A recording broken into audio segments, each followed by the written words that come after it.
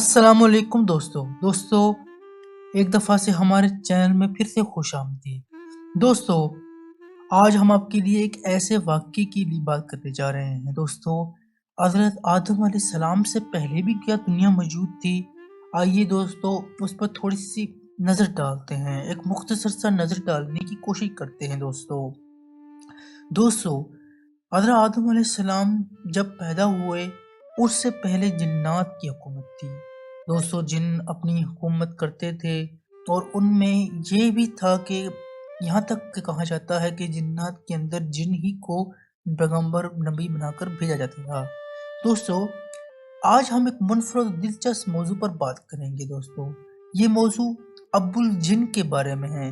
دوستو شاید آپ نے پہلے ابو الجن کا نام سنا ہوگا، جنات کا سب سے پہلا وجود تھا۔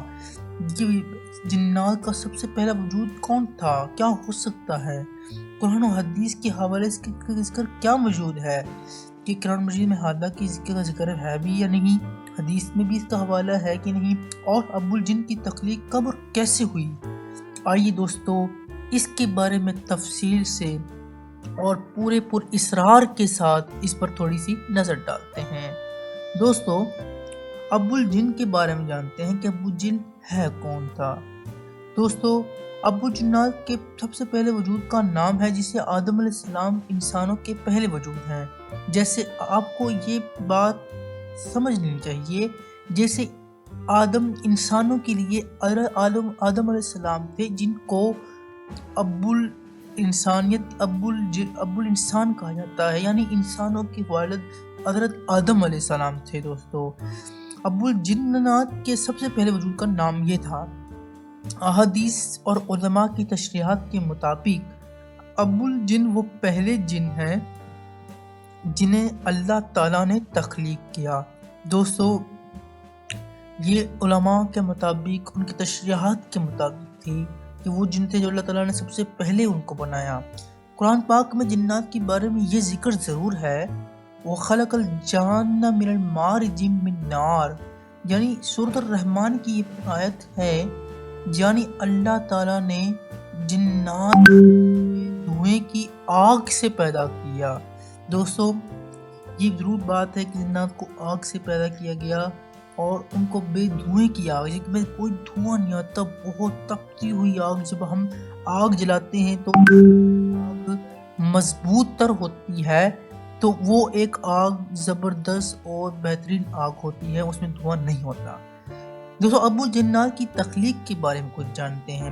علماء کے مطابق ابو الجن کی تخلیق حضرت آدم کی تخلیق سے ہزاروں سال پہلے ہوئی، یعنی آدم علیہ السلام جب پیدا ہوئے اس سے کئی ہزاروں سال پہلے ہوئی۔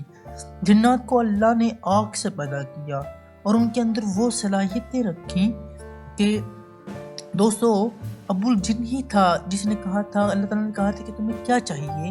اس نے کہا کہ مجھے یہ چاہیے کہ میں باقی تمام مخلوقوں کو دیکھ سکوں مگر کوئی مخلوق مجھے نہ دیکھ سکے جو انسان میں نہیں ہے۔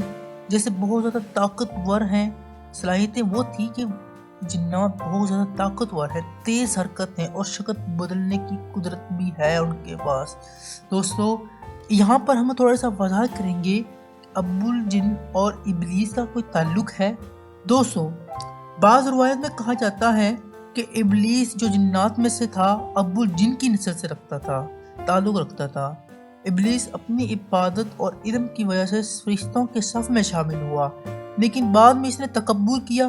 تکبر کی وجہ سے اللہ تعالیٰ کے حکم کی نافرمانی کی اور آئندہ درگاہ ہو گیا اور اللہ کے راستے سے دور ہو گیا، دھتکارا گیا اور اللہ نے کہا نکل جا یہاں سے، دفع ہو جا، تو ہے ہی اس کام کے لائق۔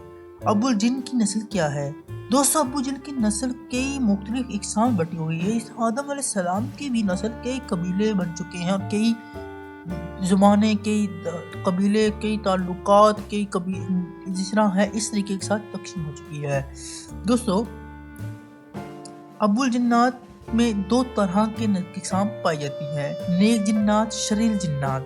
دوستو جو اللہ کی عبادت کرتے ہیں وہ کسی کو نقصان نہیں پہنچاتے، جو انسان کو نقصان پہنچاتے ہیں وہ شیاطینی کاموں میں مصروف رہتے ہیں دوستو اس طریقے کے ساتھ ساتھ یہ نسلیں بر نسل بڑھتی چلی گئی۔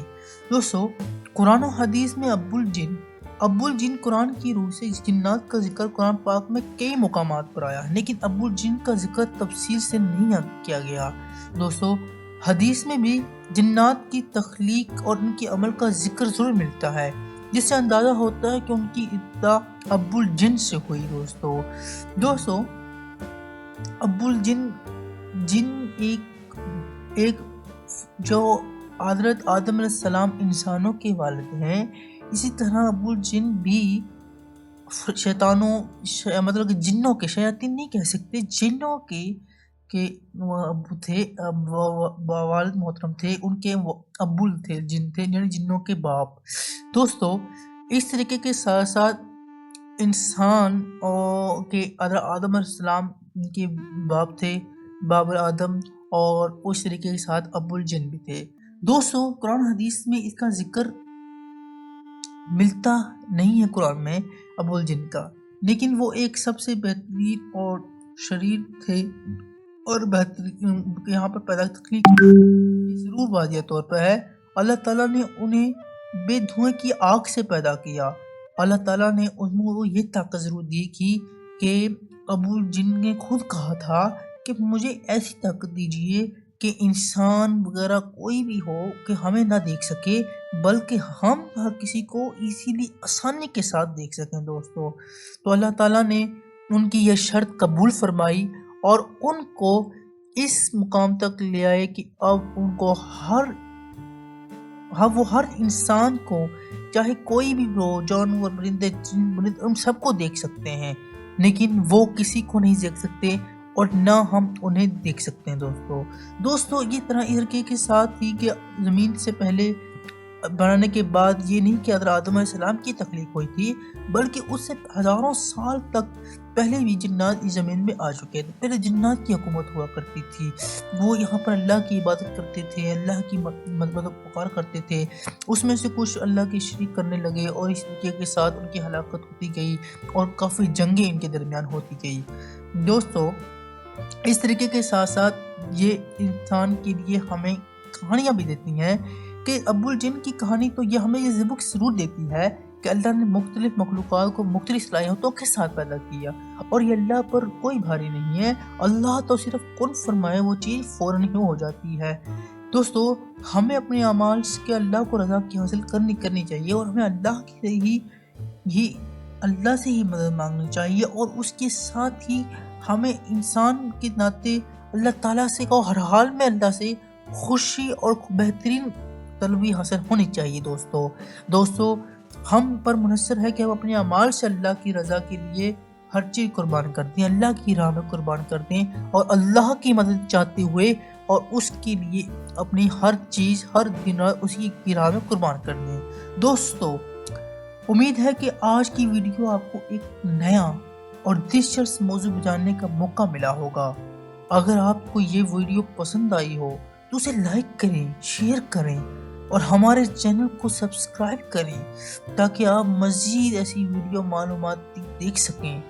تو دوستو یہاں تک تھی ہماری ویڈیو، بہت بہت شکریہ۔ چینل کو ضرور سبسکرائب کریں، لائک کریں تاکہ اس طرح کی آپ کو ویڈیو مل سکے۔ دوستو تب اگلی ویڈیو تک دیجیے گا اجازت، ملتے ہیں ایک نئی اور زبردست ویڈیو کے ساتھ۔